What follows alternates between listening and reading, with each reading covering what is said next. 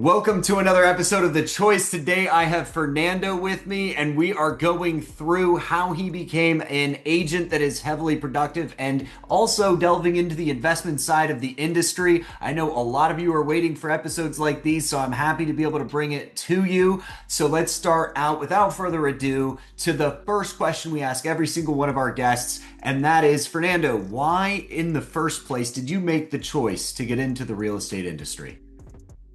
Well, first and foremost, Garth, thank you for having me, man. It's a pleasure to be here. And then the magical question, right? How'd I come into real estate? That for me was a hard one, man. I didn't come from a entrepreneurial background, right? I was working construction full time. And I also worked retail. I worked at Menards, Marshall, stuff like that. So pretty quickly, I came to the conclusion that I hated it, right? I was doing it, did not like it.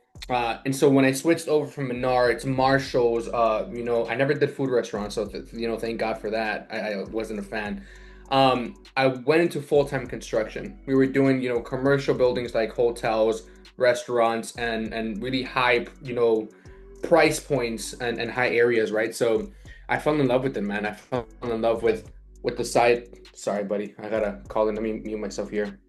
Um, Yeah, I mean, I fell in love with the architect of the properties, man. I thought I was going to be an architect at one point, but then the boss, who was an agent and an investor, was like, "Hey, man, why don't you get your real estate license?" And I was like, "I thought I wasn't real estate. I thought that's what it was. I thought being, a construction worker was real estate." He said, "No, man, this is labor. You got to go on the sales side. You have a mouthpiece. You know how to communicate at a very high level." And the reason for that was I was the only one who spoke English in that company, right? So I had to, when they were out of town, I had to do the talking with the clients and talking with the people who we were doing the work for. So that's how he discovered that, hey, maybe he could help me out, right? Maybe he can jump into the sales side. So he actually mentored me, man. He helped me through the whole course for real estate. He helped me get in tune with all that stuff. And then we kind of just separated. He, went on to different things. And so did I. And I just fell in love with it, man. The ability to make money through communication, the ability to, showcase your skill sets and help people through the process of what we do now, right? And just guide them through the home buying process, guide them through the process of selling their home and making sure that the numbers make sense and just making sure that they're comfortable and they're secure. And it all happens through mouthpiece and communication. So that's what I love the most about it. And that's what got me into real estate. Okay, well, it's a good start. So you started from the kind of more hands-on side of things, started building stuff, and you're like, let me make some more money without breaking my back quite as much. So that's good. But so the next question I always ask, which is funny because it kind of like segues perfectly here in this situation, is did you jump straight into sales full time, or did you kind of dip your toe in it while you're doing this and then gradually build it over time? What was your journey like to make the choice to pivot in to go full time into real estate? Man, just like finding the love for real estate, right? I figured out that I'm not the type of person that can multitask, right? I can't hold a job and do part-time real estate or anything, man. Really, right? I have to be 100% focused on that one thing if I truly want to succeed. Just like I couldn't, work full time at a full-time job and balance my personal life. It got in the way of each other, right? It's difficult to balance. So when I got, I passed the real estate test, which by the way was super difficult for me. I've never been a test person, but I passed the test, and then I was like, you know what? I have a decision to make. Right, I have the test. I passed the test already. I have my certificate. I can go and get my license activated at any brokerage. And I had to talk to my fiance, man. Like, hey, I can either wait until I have enough money stacked up to go full time into real estate, or I can just dive in and then we can kind of figure things out as we go. Thankfully, man, I have a fiance who supported me 100%. She was the one that said, I'm gonna work full time. I'll pay the bills for now, and we'll live off our savings. And I just want you to dive in 100% into your business and give it your all. And that's exactly what I did, man. From the very first day that I passed my test, I went into a brokerage. I went all in. Obviously you have to pick very wisely what brokerage you go into. But I managed, man. I went in there full time, grinding it out, YouTube, trial and errors, and just try to get as many, deals as I could and experience as I could. Yeah. Well, geez, I mean, it clearly, I mentioned to everybody that you were going to have something a little bit more unique to share with us. So I think this is a good time to start delving into that. So you go full time, you start getting some traction, and then you started delving into these other areas of the industry that aren't exactly just, helping somebody buy and just helping somebody sell a home. Can you break down a couple of those different things that you do and how you even got into doing it?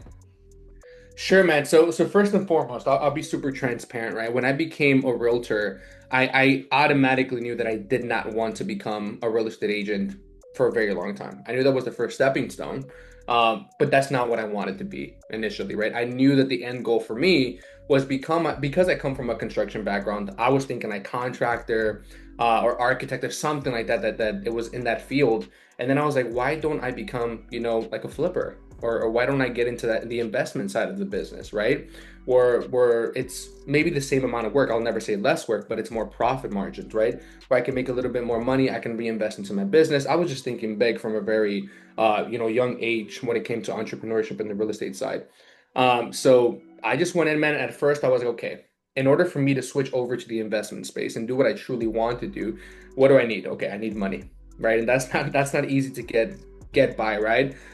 So I was okay. So how do I get money as a realtor? Okay, well, I need to help buyers purchase homes, right? And how do I get really good at that?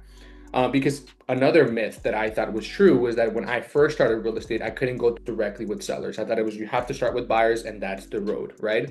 So I stuck with that. The advice that I got at that time was do a lot of open houses, do a lot of cold calls, do a lot of door knocking. And that's all I knew. So that's, I started obviously YouTubing more stuff, but at the time, that's all I was doing, a bunch of open houses. I was door knocking a lot. I was cold calling a lot of homeowners and just trying to, first and foremost, get good at the one thing, which is prospecting. I think that's the most important thing you can do when you first start off, right? How to get the business. So I just became really good at that. Having conversations with people. How do I make them feel comfortable? How do I become confident in the way that I communicate with these people, right? And then once I got that, it's like, okay, I got the client. Now I got to figure out, okay, well, contracts, right? How do I do that? How do I guide them through it? Negotiations. And the biggest lesson that I could learn, man, that I think I owe it to why my business has gone the way that it has, is to not think about myself, not think about the commission, right? Although it's counterintuitive because we're talking about making money, right? But it's the best way to make money is to put that to the side and prioritize the client, right? Is what do they want, right? Because remember, the only way that you get what you want is to get them what they want, right? So put them first, put their wants and needs first, and everything else will come automatically. So that's the biggest thing that I could have learned as a new agent, man, which is also the hardest. Yeah, no, I'd imagine I'd still say that's still a very paramount issue in the entire industry, and partially why a lot of agents in the business give a lot of us a bad rap because it's really all about the money for them, and they're not about the client journey. They're not about getting the right outcomes. And I think once we realign our focuses to just be specifically orchestrated around and surrounding the outcomes, people are going to be happier with the services that they're given. So you started doing the deals, you delved all into client expectations, you delivered well, you built up some funds, and then what did you start doing on the investment side after that? So let me tell you how I started in the investment space, right? So because I got so well at prospecting, my niche for prospecting was cold calling. That's the one that I found was the best route for me, because it was out of my comfort zone, right? It was something that I wasn't used to.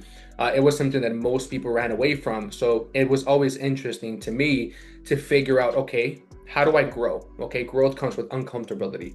What makes me uncomfortable? Well, talking to people sometimes, right? That makes me uncomfortable. So let me do cold calling, which is pure talking. One day I did a cold call on an expired listing, right? And I have a mentor. I'm actually part of the Wolf Pack at eXp Realty. Is one of my mentors. What he told me was you need to switch your mindset a little bit, right? Do you want to go from, just making 7K in commissions all the time, 8K, having to obviously have your splits and then taxes? What are you left with? Barely anything, right? Do you want to make 7K or do you want to make like 20, 30K profits? And I was like, well, I want to make 30K, 20K profits, of course. So he told me about the red car theory, which has always stuck with me, right? If somebody told you, hey, how many red cars have you seen today? you probably wouldn't know, right? But if I told you, hey, I'll give you 20 bucks per red car that you see today, I promise you at the end of the day, you'll have how many red cars you saw because you saw the opportunity, right? So that's the only way that you'll see these things. So he told me whenever you see a client going through a specific situation, what agents are used to doing is it's just automatically, let me get the listing, or the listing is the best route to go on. Unfortunately, that's not the truth, man. Some properties are just not market ready. It may take them more money to fix it up and get it market ready, right? So you have to figure out what's another exit strategy that may be better for the seller, right? So in this situation, I did a cold call. He told me about his situation, which was he lost a lot of money on this property. He paid his workers to fix it up. They never really did, man. He lived an hour away. He didn't check on his job, so he lost dozens of thousands of dollars, right? So we broke the numbers apart. We went, and I told him, hey, what if I purchase it from you? Right? I don't, you don't have to put it on the market. If you and I come to an agreement and the numbers make sense on both sides, I can just purchase it. And in my mind, I was like, I thought about my mentor. Maybe I could flip this property, Right. right? Maybe I can give him what he's looking for, get him out of the situation, no more stress, no more none of that. We got into an agreement, man. And then from there, that was my first flip, man. That was the first property we got into contract. We closed on it during the winter time. Very tough. We got workers in there, which, by the way, the contractor for that specific job was my dad, which was crazy. So I was able to bring my family into the deal, something we never thought we'd be able to do in a million years, right? Mhm. We did it. We also sold it off market. So we bought it off market, sold it off market, ended up making around 90K profit on that one, man. It was insane. Wow. On the very first property you ever did. See, that's that. Very first one. Or what would that commission be? 8 grand, 10 grand? Less, brother, because it needed a lot of work. I would have made 3K. And that's before taxes and splits. So So what are you talking? Like you're talking, 3 grand, 90 grand. Which would you rather have? You're listening today. You got to figure out like why is this all that I'm doing? Why aren't I looking at things from a multi-lens strategy? Um, and what I'll say is we're gonna get into a little bit of that here in a little bit, but that was your first flip, right? that was my first flip. From there, now you only focus on flipping, or are you also focused on a couple other types of investment opportunities as well? So I still have my active real estate license, man. So when I go into, let's just say my main source of prospecting is still cold calling, right? You Mhm. asked me what I did with that money, so I'll tell you what I did, right? When I got the profit from that deal, I reinvested it back into the business. I didn't buy a car or a house or anything like that, right? I Right. just reinvested it back. I started my off-market operation. I hired VAs, cold callers. I bought CRMs. I bought dialers for them. I bought leads for them. And then it's just seeking the next deal, right? So I wanted to switch that mentality of always just making 4K, 5K, 6K, sometimes even 7K, depending on your market, right? And how do I turn that same deal that would have given me 7, 6K into 15, 20K, profits, right? So that's what I focus on. So when I call somebody now is first and foremost, I want to listen to their situation. If the property is pretty much fixed up, ready to go, and it makes much more sense just to list it, then I'll list it, right? It's figuring out what does that seller need? What type of exit strategy suits their situation the best? If it's a property that needs tons of work, or maybe their price point is just unrealistic, you just kind of first and foremost remember these people sometimes are not educated on the process, right? Yeah. So you start off by giving them information, man. And the more questions you ask, the more you know about them and their situation and their motivation for getting rid of the property. The more you know of that, the more exit strategies you can offer them. And at the end of the day, whichever makes the most sense is the one that you go with, right? So if they care more so about how speedy the closing can be rather than the price point, maybe you can, buy it yourself at a fair price point for both of you guys. And instead of, like I mentioned, making the 7K profit, if you would have listed it, you go ahead and make a 30K profit once you fix it up and put it back on the market and sell it.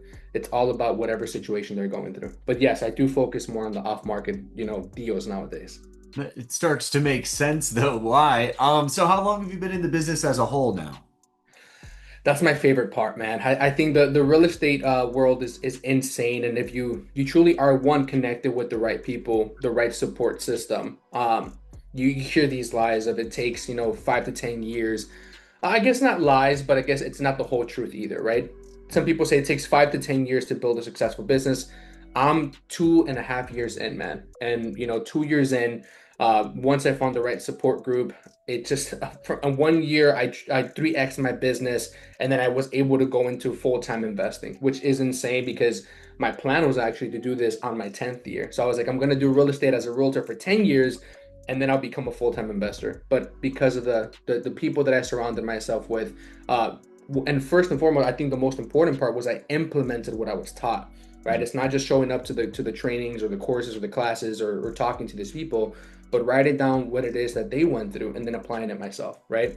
Yeah. And I was able to do that on my second year, man, which is incredible. Yeah. Well, geez, I mean, there's no better segue than this. I guess this is the last choice. What made you make the choice to be where you're at today? Every agent has a requirement to place their license with who they think is going to be the best business partnership for them. So, where are you at? Why are you there? How has it gone? Um, Tell us a little bit about it. Yeah, man. I mean, right now I'm in EXP Realty and I'm part of the Wolfpack here, right? But before I was in a different brokerage, brick and mortar, right? Without saying names, but Yeah.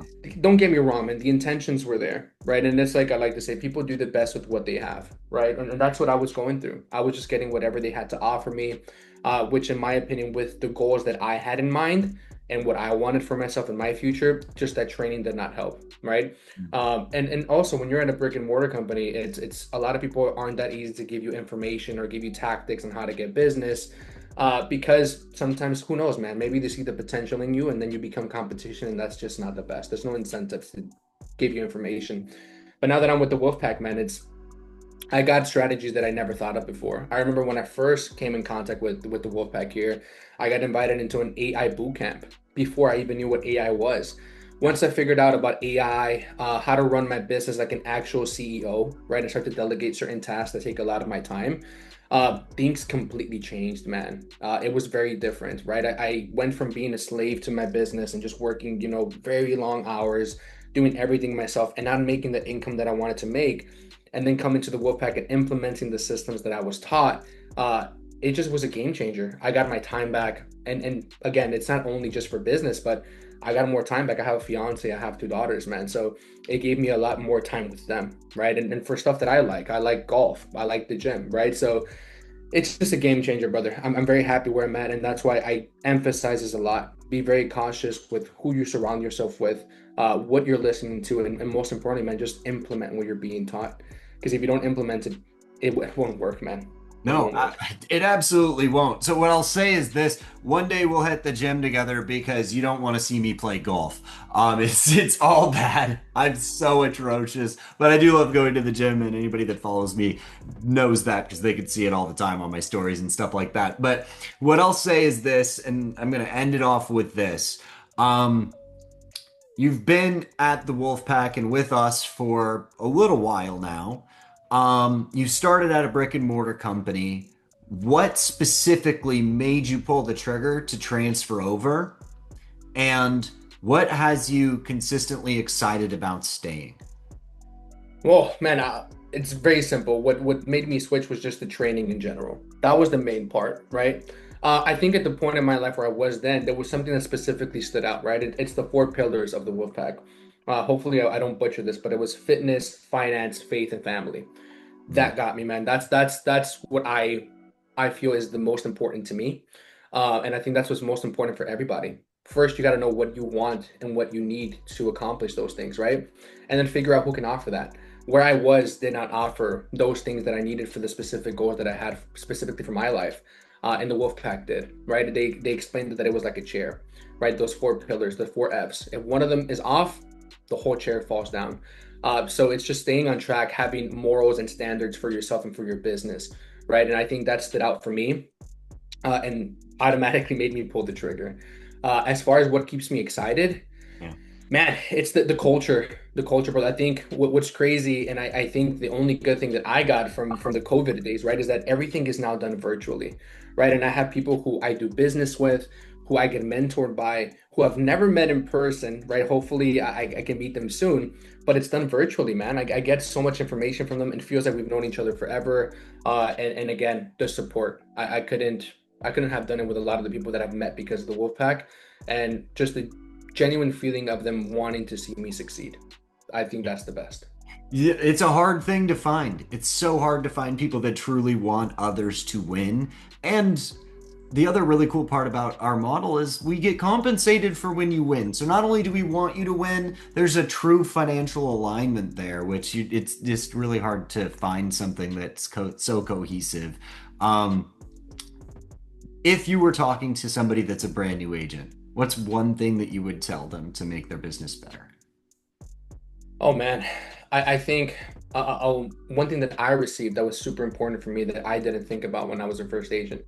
I think our first thought is how much money can I make in my first year, right? I think it's always the money conversation. I don't blame them, but I think what's most important is instead of thinking what you want to accomplish and how many things you want to accomplish, what type of person and agent do you want to become, right? So in order to figure that out is what is your why, which is what is your purpose for doing this in the first place. So first, it's figure out what your purpose for doing this is. What's the big reason why? You wake up every day. Why did you start your business? Why is it important? And what happens if you don't succeed, right? Once you do that, everything else just kind of aligns. Okay, this is what I want for my life. This is who I want to become. Now I have to go and find the support group that will help me accomplish those things, right? You got to figure out the why first. You do. You absolutely do. Well, it's been a pleasure having you on. If you're an agent, you've listened to this, any of it resonates with you, click a link in the description below. Schedule a time to have a completely free and confidential conversation with me. And make sure to note that you found me through this video with Fernando so that he can join us on the call and we can just see if we're good partners to potentially align yourself with. Like he said, if you care about family, faith, fitness, and finances, and you want all of those to work in cohesion with each other and be surrounded by like-minded individuals that are winning at the highest possible level, click a link in the description. Let's just have a conversation. If it works, it works. If it doesn't and it's not the right fit for you, hopefully we can give you a couple tips and tricks you can take with you and you can grow your business a little bit bigger either way. I really appreciate you guys coming to another episode of The Choice, and I'll see you on the next one.